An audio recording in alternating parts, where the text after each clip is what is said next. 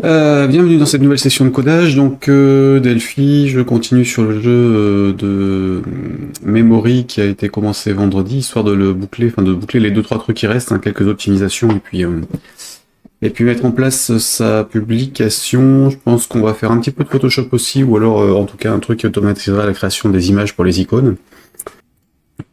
Donc sur le Mac, je vais rajouter PA Server ici, enfin ajouter, lancer.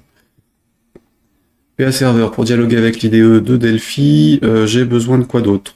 J'aurai probablement besoin de Xcode aussi,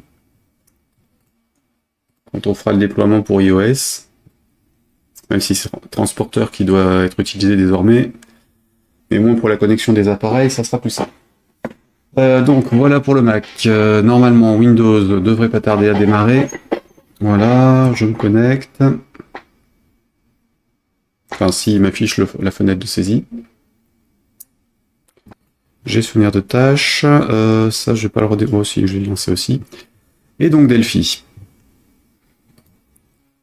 Bon, je sais que je devrais pas lancer des trucs en plus, sachant que je suis limité en termes de CPU, mais c'est pas ça qui devrait nous bouffer trop de ressources.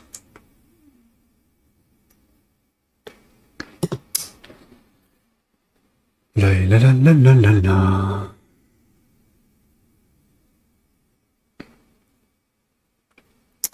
Donc la partie certificat pour le Windows Store, enfin le Microsoft Store est configurée.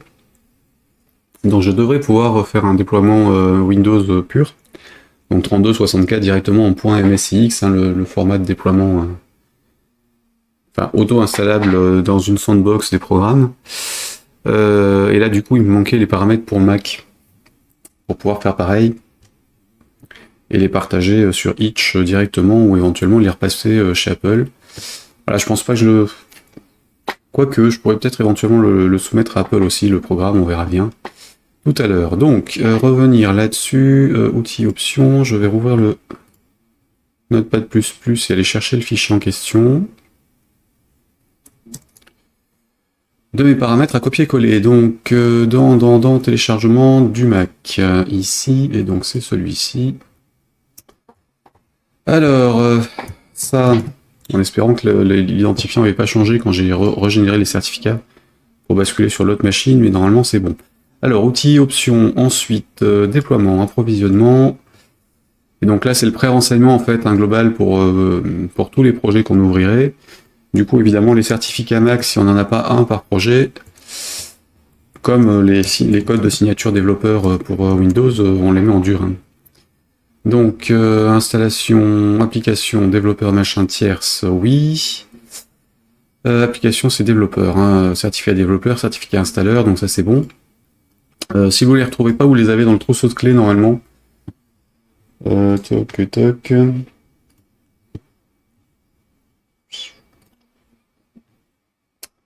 Que je vous montre ça.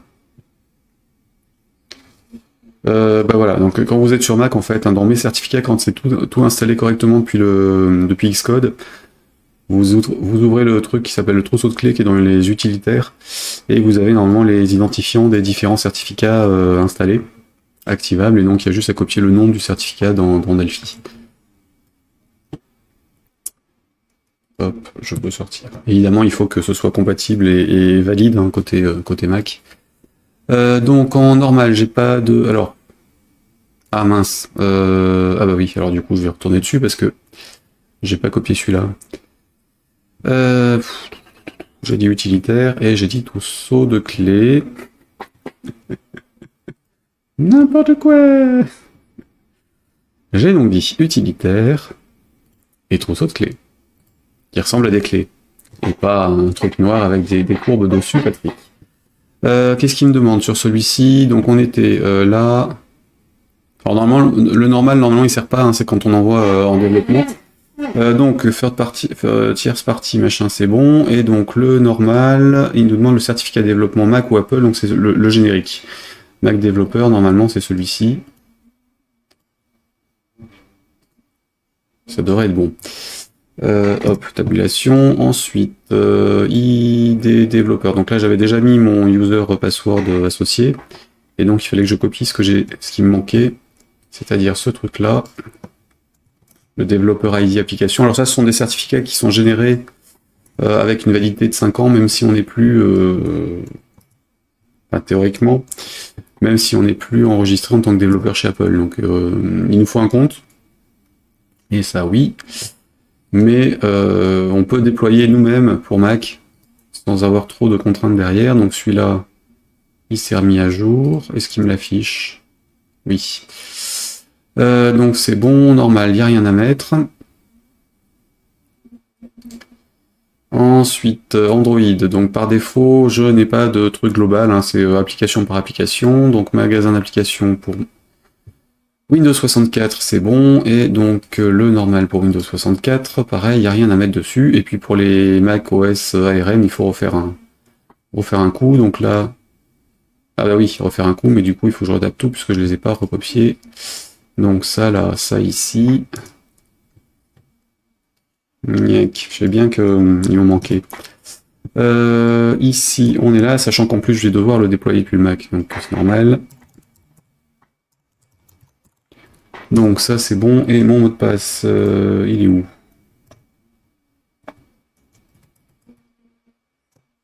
Ça devait être ça. Là. Le mot de passe lié à RadStudio, puisqu'en fait, sur Mac, on peut spécifier un mot de passe particulier. Donc normalement, la partie développeur, elle est bonne sur le Intel et ARM. Normal, il n'y avait que ça. C'est saoulant. Et ensuite, magasin d'applications, donc les deux que j'ai mis là-haut. Si je veux diffuser sur le magasin d'applications de Apple, ou en tout cas leur demander de le diffuser, puisqu'évidemment, c'est pas approuvé par défaut. iOS, donc là, il n'y a rien à faire de particulier, puisque ça dépend sur quoi il travaille. Hein.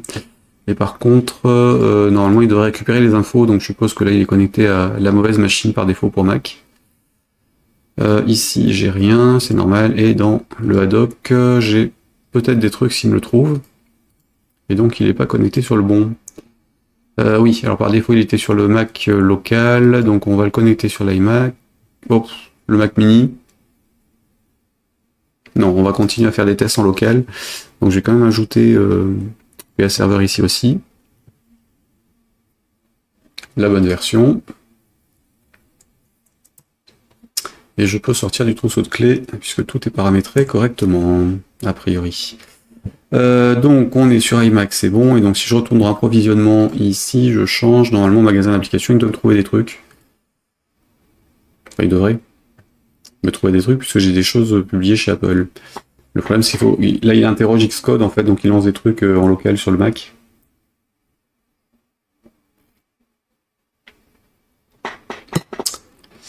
Et je suppose que ça mouline un peu trop, donc on va essayer un autre. Ouais, bon là il est en rade pour cette partie-là, je pense. Tant pis. Ou j'ai plus rien de configuré dans Xcode sur cette machine, ce qui est possible aussi.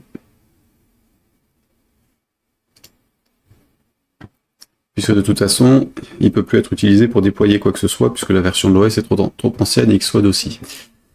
Donc il est probable que j'ai plus rien mis, ou que je l'ai désactivé suite à un test ou un truc dans ce style. Donc ça, je peux le... Alors attendez, hop, du coup ça c'est fait. Je note au fur et à mesure hein, ce que j'avais fait, parce que sinon c'est un vrai bordel. Non, bah il est toujours là, lui.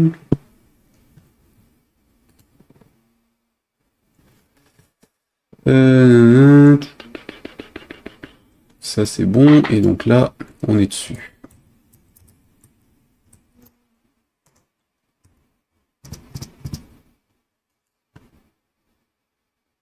Ouais, peut-être un petit conflit entre les certificats qui sont enregistrés et les autres. On verra bien. De toute façon, c'est pas important. Celui-là ne sert normalement que pour tester Mac sur les vieilles versions en Intel. Et donc, outils, options. Si je retente, qu'est-ce qu'il va nous faire? Config CD jeux, ça c'est bon. Ouais.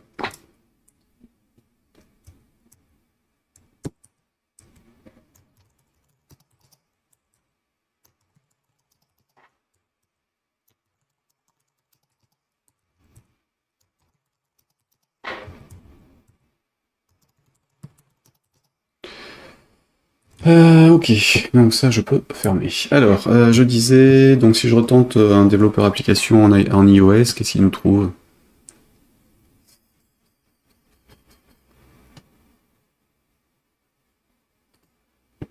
Ah bah voilà. Ça mouline. Il devrait au moins trouver un certificat développeur.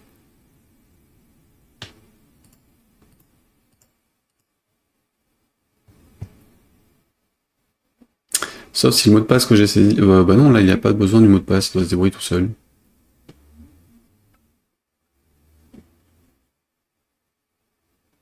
Hmm. Ah, voilà. Donc là j'ai bien des trucs qui sont détectés, donc il a bien accès à mon compte, le reste, et la chaîne est complète. Ok, donc on a configuré l'IDE. C'est bien. Donc ça je peux sortir. Et le supprimer puisqu'il me sert plus. Que je refasse un truc propre à partir de tout ça. Voilà, hop, ici. Donc, hop là, configuration IDE pour déploiement.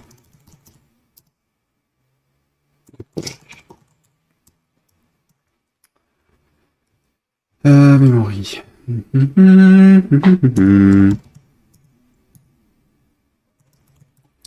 2022 03 28, c'est aujourd'hui, c'est bien. Donc on va continuer sur le projet. Alors j'étais sur la to-do list ici, j'avais noté un truc en plus hier suite au stream. Ouais c'est ça. Hop, enregistrer CertiDev Windows, c'est bon. Et ça c'était fait aussi. J'aime bien rayer les trucs sur ma liste.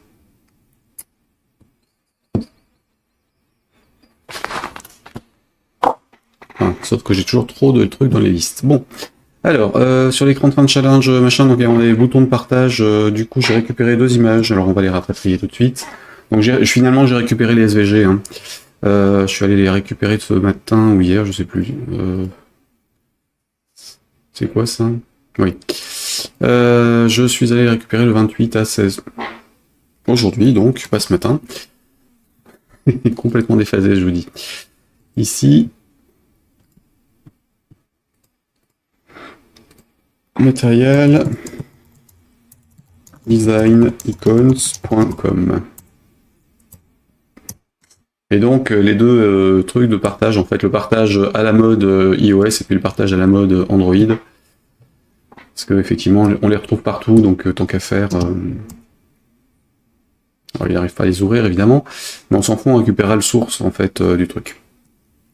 Ensuite, donc on pourra modifier le bouton en fait de partage qui est actuellement inexistant sur l'écran final du jeu. Et donc ce que j'ai noté hier en fait, c'est sur le partage lui-même, en fait, celle que j'ai partagée sur Twitter, il manquait le haut du bandeau parce qu'en fait la copie de la zone que j'ai prise, c'est la frame dans laquelle s'affiche le texte, sauf qu'il s'affiche légèrement décalé au-dessus. Du coup, ça prend juste le cadre de la zone, et pas ce qu'il y a à l'extérieur, puisqu'évidemment, il a rien, et on était sur fond blanc, au lieu d'avoir le fond de l'écran, donc on copiera autre chose que la zone sur laquelle on est. Ce sera plus simple. Mais, du coup, on va commencer par optimiser tout ça. Puisque...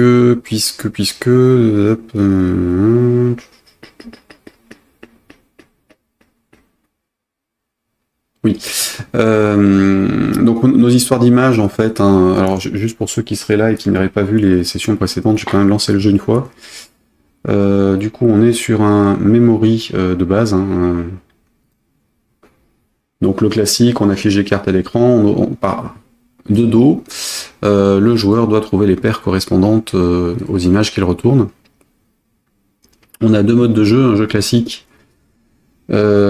qui fait juste enchaîner les différents niveaux, enfin les différents écrans de cartes, et un challenge qui est chronométré. Donc en 1 minute, on doit faire le meilleur score possible. Et à la fin du challenge, on peut partager notre score avec la Terre entière. Donc j'avais changé le texte ici, on va faire la même chose sur les menus. Celui-là, je sais plus trop ce qu'on va pouvoir en faire. Donc là, je reviens, il y a le crédit ici avec le E qu'il faut changer, et diverses choses. Et donc là, en l'occurrence, donc là j'ai bien mon truc qui fonctionne. Coup de bol. Toc. Alors c'est simpliste hein, au départ, mais ça tombe bien parce que du coup j'arrive à gagner. À passer rapidement sur les différents niveaux. Donc ça c'est le niveau simple. Et le fonctionnement en challenge, donc on a le chrono, le score ici, puis on doit donc trouver les cartes qui correspondent à celles qu'on veut afficher. Dans le moins de temps possible, puisqu'en fait le score c'est une multiplication du temps restant, et quand on se plante, on perd du temps aussi, enfin on perd des cartes. Ça là, c'est quoi? Je sais plus.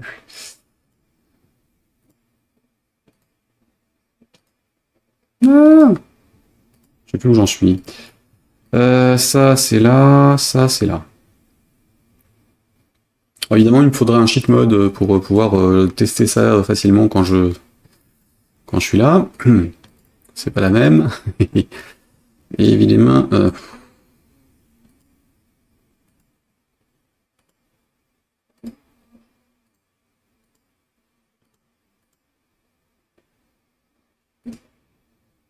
ah, j'ai perdu. Donc voilà, score final en haut 393. Et donc alors là je suis sous Windows, donc je clique, il se passe rien. Donc là il va falloir qu'on rajoute le bouton partager. Du coup je vais le mettre en bas de l'écran centré. Et donc on va faire un vrai bouton, contrairement à là actuellement où il faut cliquer sur la zone. Et donc on va récupérer l'écran complet plutôt que juste la zone de l'écran dans lequel sont les grilles, les cases qui est à peu près comme ça. Enfin, qui fait le cadre avec la zone du truc, mais elle doit être à ce niveau-là à peu près dans l'écran, donc ça tronque le texte. Puis c'est quand même mieux avec un fond avec le fond du jeu plutôt qu'un écran blanc, donc on va changer ça aussi. Voilà. Donc première chose dans la liste.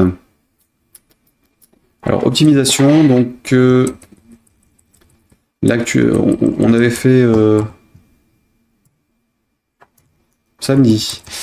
Donc sur le deuxième stream, on avait sorti les polices de caractère d'une fonte récupérée sur Adobe Stock et on en avait fait un cadre. Donc là pour les mots et un pour les images. Donc pour avoir des lettres un peu plus sympas quand on fait le jeu. Et en fait, à chaque fois qu'on ouvre ce truc-là ou qu'on l'importe dans une fiche, il récupère toutes les images systématiquement. Et du coup, à chaque fois qu'on remet le texte quelque part à l'écran, comme il recrée un élément de ce truc-là, il recrée aussi toutes les images. Donc en termes de ressources, c'est pas hyper optimisé. Donc les images, je vais les sortir dans le data module qui sert actuellement pour les images du jeu, ici. Donc j'avais les cartes dessus, j'en avais un pour le décor, je manquerai un pour les fontes, ça coûtera pas grand chose de plus. Donc nouveau, nouveau. En plus j'ai un peu petit problème de vue depuis ce matin. Les yeux un peu explosés quand même, donc là DM machin, donc ce sera UDM, carte, CTRL S, enfin UDM police fonte. UDM fonte. Le caractère. Sans l'accent, ce sera mieux, même si ça passe. Donc, je vais copier toutes les images là-dessus.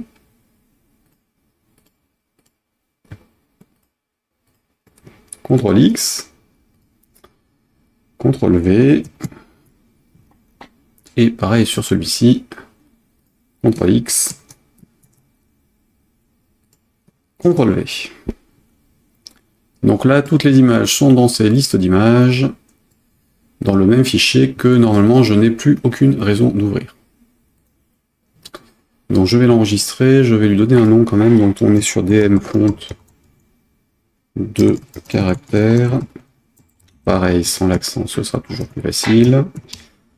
Voilà, j'enregistre, hop, ce truc-là. Dans les options de projet, je vais le laisser en auto-création comme les autres.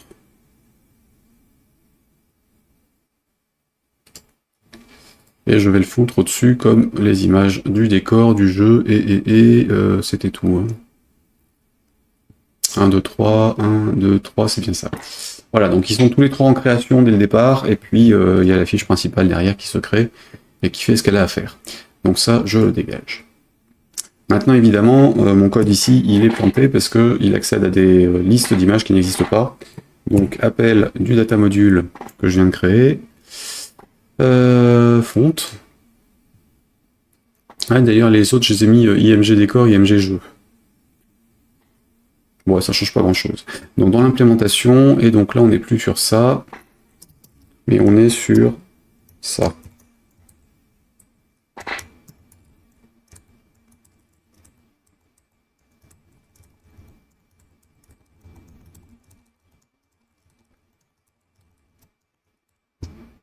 Voilà. C'est bon pour lui. Du coup, je change aussi pour la liste d'images. Alt F11, j'utilise mon font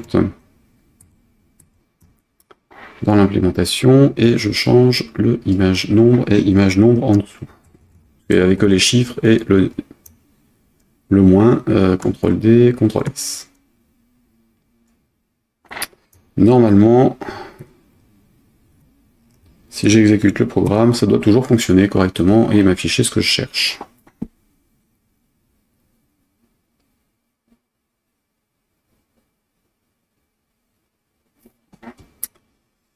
Arrêtez, à quel moment il plante?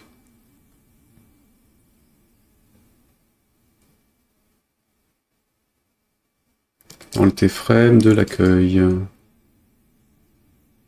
Ah oui, normal. Puisqu'en fait, en important les trucs sur les différents écrans, ça a planté le reste. Donc toi, je t'enregistre pas, je vais sortir de là. Juste changer le template. Il y a un écran de template en fait qui importait le truc, de dialogue. Il aurait dû le faire tout seul, mais voilà. Donc là, j'avais mon image de fond. J'avais rajouté normalement mon mot en image dessus, et du coup, il fallait qu'il vire le reste. Dans l'accueil, normalement, je ne l'ai pas utilisé en direct, donc ça ne devrait pas poser problème. Dans jeu et challenge, je l'ai peut-être. Voilà, pareil. Est-ce qu'on a la moyen de savoir quel est le composant qui a été dégagé? Non. Si, composant machin. Petite demande de changement de taille d'écran pour ce truc-là. Donc on est bien sur IMG nombre qui a sauté, c'est normal. Et lettre majuscule qui a sauté aussi, ça tombe bien. J'enregistre. Et challenge. Alors évidemment, j'ai fait une copie du dossier au cas où, même si je compte sur le dépôt de code, mais on n'est pas à l'abri. Voilà, et donc le challenge pareil. Donc là, cette fois-ci, ça doit être bon.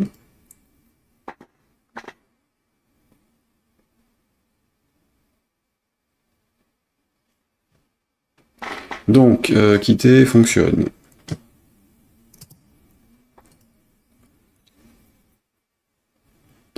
Crédit, ça passe. Challenge.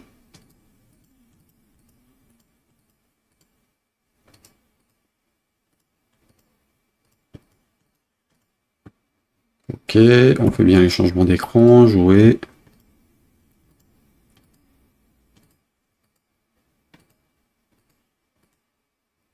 Tellement plus facile avec 6 cartes.